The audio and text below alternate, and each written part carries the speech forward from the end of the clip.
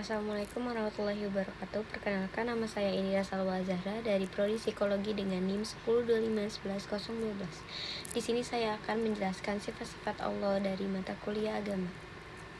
Mengenal sifat-sifat Allah. Apa itu sifat-sifat Allah? Sifat-sifat Allah adalah sifat sempurna yang hanya dimiliki Allah untuk menunjukkan bahwa Ia adalah Tuhan yang Maha Kuasa, Maha Mengetahui, dan tidak sama dengan makhluknya. Oke, selanjutnya kita masuk ke 20 sifat-sifat Allah. Yang pertama ada wujud, yang artinya ada, meskipun tidak terlihat dengan mata, namun keberadaan atau eksistensi Allah Subhanahu wa Ta'ala dapat dibuktikan dengan adanya alam semesta. Yang kedua ada qidam, artinya terdahulu. Allah adalah zat yang awal dan juga yang akhir, tidak ada yang mendahulunya. Keberadaan alam semesta terakhir karena ada yang menciptakan dan mengatur, yaitu Allah yang mendahului. Yang ketiga ada baqo, yang artinya kekal. Allah Subhanahu wa Ta'ala akan selalu ada dan tidak akan mati. Berbeda dengan ciptaannya seperti manusia, tumbuhan, dan hewan, pasti akan mati. Sementara Allah Subhanahu wa Ta'ala akan kekal abadi dan tidak berubah-ubah. Yang keempat ada muhalafatul hawadisi, yang artinya tidak serupa dengan makhluknya. Allah Subhanahu wa Ta'ala adalah makhluk yang maha sempurna dan tidak ada satupun makhluk yang dapat menyerupai Allah. Allah Subhanahu wa Ta'ala adalah satu-satunya Tuhan yang tidak memiliki sekutu. Yang kelima ada qiyamuhu binafsi, yang artinya berdiri sendiri. Allah Subhanahu wa Ta'ala berdiri sendiri dan tidak memerlukan bantuan apapun dari siapapun.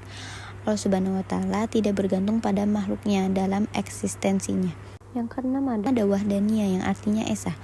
Allah Subhanahu wa Ta'ala itu tunggal, satu, dan tidak ada yang menandinginya.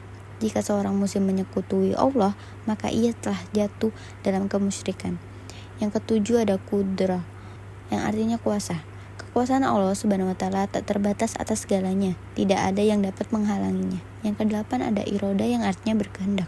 Ketika Allah Subhanahu wa Ta'ala telah berkehendak atas sesuatu, maka pasti akan terwujud.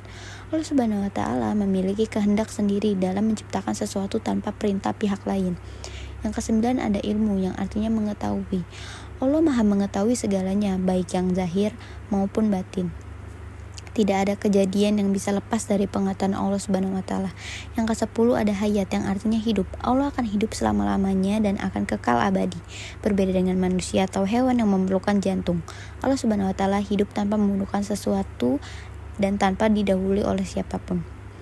Yang ke-11 ada sama, yang artinya mendengar. Allah Maha mendengar disebut sami'an. Allah Subhanahu wa Ta'ala mendengar segalanya dan tidak ada sesuatu yang tidak didengar olehnya. Yang ke-12 ada basor, artinya melihat. Allah Subhanahu wa Ta'ala Maha melihat segalanya, baik besar maupun kecil, bahkan yang tersembunyi sekalipun.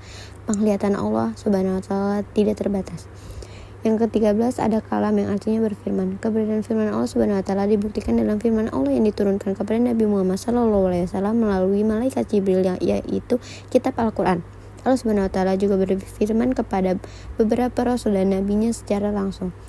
Ke-14 ada qadiran, yang artinya maha kuasa. Allah Subhanahu wa Ta'ala merupakan zat yang memiliki kuasa dan dapat berkehendak atas apapun yang ada di dalam alam semesta. Ke-15 ada muridan, yang artinya maha berkehendak. Allah Maha berkehendak atas segala sesuatu yang Ia ciptakan. Allah berkehendak atas nasib dan takdir manusia serta alam semesta. Ke-16 ada aliman, yang artinya maha mengetahui. Allah Subhanahu wa Ta'ala Maha mengetahui segala sesuatu dan tidak ada yang bisa disembunyikan tanpa pengetahuan Allah Subhanahu wa Ta'ala. 17 ada hayyan, yang artinya maha hidup. Allah merupakan zat yang maha hidup dan tidak akan pernah mati selamanya. Yang ke-18 ada sami'an, yang artinya maha mendengarkan. Allah Maha mendengarkan segala sesuatu yang ada di alam semesta. Allah Subhanahu wa Ta'ala memiliki kemampuan mendengar ucapan, harapan, bahkan bisikan suara hati manusia. Ke-19 ada basiron, yang artinya maha melihat. Allah dapat melihat apapun, bahkan yang tersembunyi dan tidak diketahui oleh makhluknya. Ke-20 ada mutakaliman, yang artinya maha berfirman. Allah Subhanahu wa Ta'ala Maha berfirman atas segala rahmatnya untuk alam semesta. Hal ini dibuktikan dengan Al-Quran yang berisi firman-firman Allah Subhanahu wa Ta'ala. Dengan memahami sifat-sifat Allah, kita tidak hanya belajar tetapi juga memperkuat iman dan takwa. Sekian dari saya, kurang lebihnya mohon maaf. Wassalamualaikum warahmatullahi wabarakatuh.